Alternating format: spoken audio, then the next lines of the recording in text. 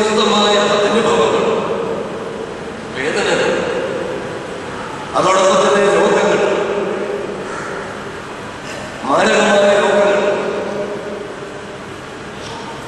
ചികിത്സയ്ക്ക് ചെലവൊന്നും വഹിക്കാൻ നടത്തിയില്ലാത്തയാണ്. പക്ഷെ നമുക്ക് ചില കടമ, നമുക്ക് ചില ഉത്തരവാദിത്വം. ആ ഉത്തരവാദിത്വമാണ് ഇവിടെ ദാനിയേൽ പ്രവാചകൻ ഓർമ്മിപ്പിക്കുന്നു. തന്നെത്താൻ അശുദ്ധമാണ്.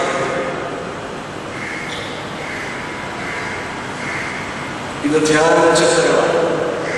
ഈ ധ്യാനചിത്രങ്ങൾ നമ്മുടെ മനസ്സിൽ ഉൾക്കൊള്ളുമ്പോൾ എന്റെ കർത്താവിനെ ദൈവത്തെ ജീവിതത്തിലേക്ക് വെളിപ്പെടുത്തി തരണം. എന്റെ സംസാരത്തെ പറ്റിയോ എന്റെ ചിന്തയെ പറ്റിയോ എന്റെ പ്രവർത്തനങ്ങളെ പറ്റിയോ പലപ്പോഴും ഞാൻ ബോധവാനല്ല.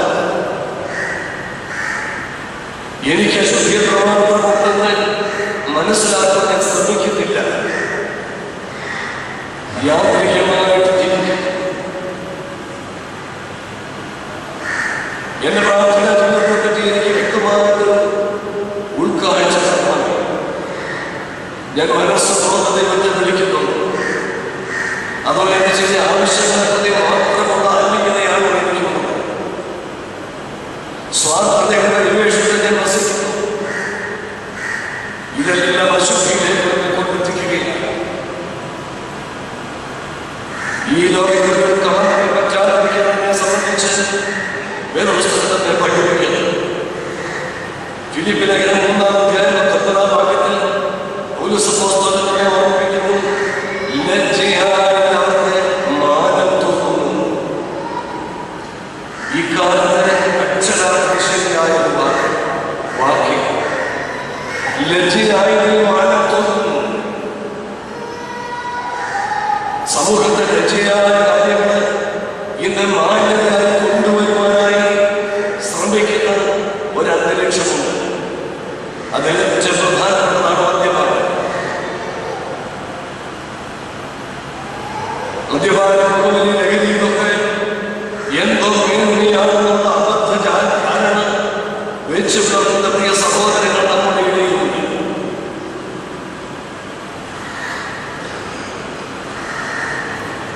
ആകയാൽ അശുദ്ധപ്പെടാൻ ഒരുപാട് സാഹചര്യം. പഴയ നിയമത്തിൽ ബഹുകാലത്തോടെ നാം ഓർക്കുന്ന കഥാപാത്രമാണ് യോസേഫ്. സഹോദരന്മാരുടെ കളഞ്ഞു ഒത്തിരിപ്പേരുടെ കൊട്ടാരത്തിൽ വരുന്നു. വളരെ പ്രലോഭനമടിക്കുന്നതാണ്. ആ പ്രലോഭനത്തിൽ നിന്ന് വിജയം പ്രാപിച്ച യോസേഫിന് നമുക്ക് വലിയ മാതൃകയാണ്. ഒന്നാമതായി ലഹരിയെ പറ്റി സൂചിപ്പിച്ചു. രണ്ടാമത്തെ അശുദ്ധിയാണ് നമ്മൾ വച്ചിരുന്ന പുനർവിവാഹം. ദൈവം മനുഷ്യനെ ആണുപെണ്ണുമായി സൃഷ്ടിച്ചു. വിശുദ്ധ പുസ്തകത്തിൽ പുനർവിവാഹം ഒരു കാര്യമേ ഇല്ല. പുതിയ നിയമത്തിൽ എന്തെങ്കിലും തരത്തിലുണ്ടെങ്കിൽ മരിച്ചാൽ മാത്രം. ഇതല്ലാതൊരു സങ്കല്പമേ ഇല്ല. പൗലോസപ്പോസ്തലനുമായി ജീവിത പങ്കാളി മരിച്ചാൽ വിവാഹത്തിന് വേണ്ടി അനുവാദം കൊടുത്തെന്ന് പറയുന്നു. ഇന്ന് മരണമൊന്നുമല്ല, യാതൊരു അടിസ്ഥാന കാരണമോ വേണ്ട. നിസ്സാര കാരണങ്ങളുടെ വിവാഹത്തിന് വേണ്ടി ഒരുങ്ങുന്ന പ്രിയ സഹോദരങ്ങൾ പൊരുത്തപ്പെടാൻ സാധ്യമല്ല. പൊരുത്തം ഉണ്ടാകുവാനായിട്ടാണ് ദൈവമാക്കിയത്. വ്യത്യസ്തതയിലെ ഒന്നിപ്പ്, വ്യത്യസ്തമായ കുടുംബങ്ങൾക്ക് ഒന്നിപ്പായി വരുമ്പോൾ പ്രാർത്ഥനാപൂർവമുള്ള ഒന്നിപ്പാണ് ആവശ്യം. അതോടൊപ്പം തന്നെ കുടുംബാംഗ ജീവിതങ്ങൾ.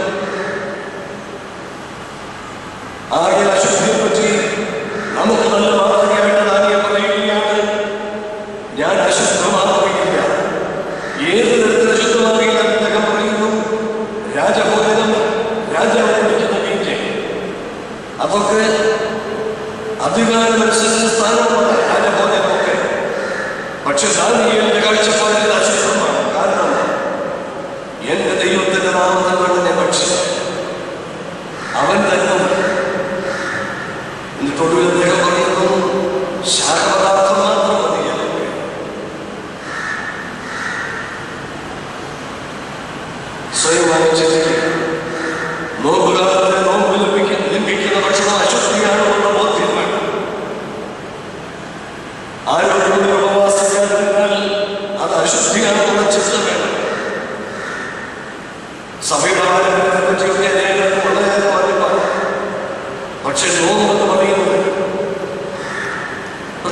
അടുത്ത കാലത്ത് വലിയ നോമ്പിന് പ്രാധാന്യം വളരെ കൂടി. പള്ളികളിൽ ധ്യാന യോഗങ്ങൾ മുന്നോട്ട് വരുന്നതിന് പ്രാധാന്യം കൂടി. എന്നാൽ സഭ നിഷ്കർഷിച്ചിരിക്കുന്ന നോമ്പുകൾ എല്ലാം കാനൂനിക നോമ്പുകളാണ്. ആ നോമ്പിന്റെ ലംഘനം അശുദ്ധിയായിട്ടുള്ള ചിന്തനെ നമുക്കുണ്ടാകുക. കളങ്ങളിൽ പറ്റാതെ ജീവിതം പ്രധാനവാത്സല്യമുള്ളത് ദാനിയേൽ നോമ്പാതെ സഹിക്കപ്പെട്ടു. നോമ്പ് നോറ്റ് സിംഹങ്ങളെ ജയിച്ചു. ആ സിംഹങ്ങളിൽ ദാനിയേൽ കിടക്കുമ്പോൾ സിംഹങ്ങൾ അദ്ദേഹത്തിന്റെ അടുത്ത് നിന്ന് പിന്തിരിഞ്ഞു പോയി. ഒരിക്കലും പ്രസംഗത്തിൽ ഞാൻ കേട്ടു, അത് നോമ്പിന്റെ മണം അദ്ദേഹത്തിനുണ്ടായത് ആ നോമ്പ് ഭക്ഷണത്തിന്റെ മണം അദ്ദേഹത്തിന് സിംഹത്തെ ലഭിച്ചതുകൊണ്ടാണ്. മാംസഭക്ഷണം കഴിക്കുന്നവരെയൊക്കെ സിംഹം വിഴുങ്ങി അല്ലെങ്കിൽ കൊന്നു. നമ്മുടെ ഉള്ളിലേക്ക് ഈ ചിന്ത പകർത്ത തന്നെ താൻ അശുദ്ധിപ്പെട്ടില്ല എന്ന് ദാനിയേൽ ചിന്തിച്ച് തീരുമാനിച്ചു. വാക്കുകൊണ്ടുള്ള അശുദ്ധി മാത്രം നമുക്കുണ്ടാകും. നമ്മുടെ കർത്താവ് ഗിരിപ്രഭാഷണം നടത്തി. വിശുദ്ധ സുവിശേഷം 5-6-7 അധ്യായങ്ങൾ ഗിരിപ്രഭാഷണം പറയുന്ന കർത്താവ് ചെയ്യുന്നതാണ് ന്യായപ്രമാണത്തിന്റെ പുനർവ്യാഖ്യാനം നടത്തി. ആ പുനർവ്യാഖ്യാനത്തിൽ യഹൂദന്മാരെ ന്യായപ്രമാണത്തെ ബാലിശമായിട്ട് വ്യാഖ്യാനിച്ചു. കർത്താവ് യഥാർത്ഥമായിട്ട് വ്യാഖ്യാനിച്ചപ്പോൾ പാപം എന്ന് പറയുന്നത് ഇമ്മീഡിയറ്റ് കർമ്മം മാത്രമല്ല, അതിന്റെ ഒരുക്കം, അതിന്റെ പശ്ചാത്തലം, അതിന്റെ കൂട്ടുകെട്ട്, ഇവയിലെല്ലാം പാപം ആരംഭിച്ചു. കൊല ചെയ്യുക എന്നതിനെ പറ്റി കർത്താവ് പറഞ്ഞു. ഒരു മനുഷ്യനെ വെട്ടിക്കൊല്ലുന്നതോ തല്ലിക്കൊല്ലുന്നതോ മാത്രമല്ല കൊല ചെയ്യുന്നത്. നീ മൂഢനായി നിർമ്മിക്കുന്നത്, നിസ്സാരായി നിർമ്മിക്കുന്നത്, മറ്റുള്ളവരെ തേജോധനം ചെയ്യുന്നത്, അകാരണമായി കുറ്റപ്പെടുത്തുന്നത്, അവരുടെ മനസ്സ് വേദനിപ്പിക്കുന്നത്, കൊല ചെയ്യുന്നത്. എത്ര അശുദ്ധി നമ്മുടെ നാവിലുണ്ടാകും, എത്ര അശുദ്ധി നമ്മുടെ ചിന്തയിലൂടുണ്ടാകും. സുഖങ്ങൾ ജയിച്ചു. ഒന്നാമത്തെ കാര്യം അദ്ദേഹം അശുദ്ധമാകില്ല എന്ന് സ്വയമായി ചിന്തിച്ചു. എന്റെ കൃത്യമായ സഹോദരങ്ങളിൽ ഇന്നത്തെ ഈ 2017 നോമ്പിന്റെ ആദ്യ ദിനത്തിൽ ഒരു തീരുമാനമെടുക്കാൻ കഴിയും. മദ്യപിക്കുന്ന സഹോദരങ്ങളുണ്ടെങ്കിൽ, പുകവലിക്കുന്നവരുണ്ടെങ്കിൽ, മറ്റുള്ളവരെ അകാലമായി പ്രകടിപ്പിക്കുന്നുണ്ടെങ്കിൽ, കുടുംബ ജീവിതത്തിന്റെ പവിത്രത വിശുദ്ധിയുടെ അനുഭവത്തിൽ നിന്നും അന്യമായി കളഞ്ഞിട്ടുണ്ടെങ്കിൽ, എന്റെ ദൈവത്തിന്റെ സന്നിധിയിൽ അശുദ്ധമായി ദാനിയേലിന്റെ പദ്ധതിയോടെ തുടർന്ന് എന്റെ അശുദ്ധി മാറ്റി പൂർണ്ണ വിശുദ്ധി ജീവിപ്പാൻ കൃപയും ശക്തി തരണമെന്ന് പ്രാർത്ഥിച്ച് തീരുമാനമെടുത്തുകൊണ്ട് തിരികെ പോകുവാൻ കഴിയുമെങ്കിൽ ദാനിയേലിനെ പോലെ നോമ്പാൻ ശ്രേഷ്ഠരാണ്. രണ്ടാമത്തെ കാര്യം, 2-18 വാക്യം. ദാനിയേൽ പ്രവാചക പുസ്തകം 1:8 വായിച്ചത് 2:18 വായിക്കുന്നത്. ഈ രഹസ്യത്തെ കുറിച്ച് സ്വർഗസ്ഥനായ ദൈവത്തിന്റെ കരുണയെ അപേക്ഷിക്കുവാൻ തക്കവണ്ണം കൂട്ടുകാരനായ ഹനന്യാവോടും മീശായേലിനോടും അസറിയാവോടും കൂടി അറിയിച്ചു.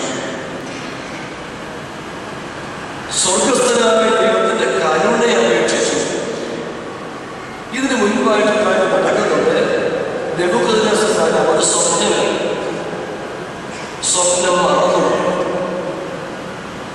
അവിടുത്തെ വിദ്വാൻമാരെ കൽദയ നാട്ടിലെ വിദ്വാൻമാരെ അദ്ദേഹം വരുത്തി. വിദ്വാൻമാരെ വരുത്തിയിട്ട് അദ്ദേഹം പറഞ്ഞു, ഞാനൊരു സ്വപ്നം കണ്ടു, സ്വപ്നം മറന്നുപോയി, എന്റെ സ്വപ്നം ഓർമ്മിപ്പിക്കണം വ്യാഖ്യാനം. അവിടുത്തെ വിദ്വാൻമാരെ കൈ നടത്തി. സാധ്യമല്ല, പറയുകയാണെങ്കിൽ വ്യാഖ്യാനത്തിന് ശ്രമിക്കാം. രാജാവിനെ കോപം വന്നിട്ട് 13 വാക്യം 2:11 വിദ്വാൻമാരെ കൊല്ലുവാനുള്ള പുറപ്പെട്ടു.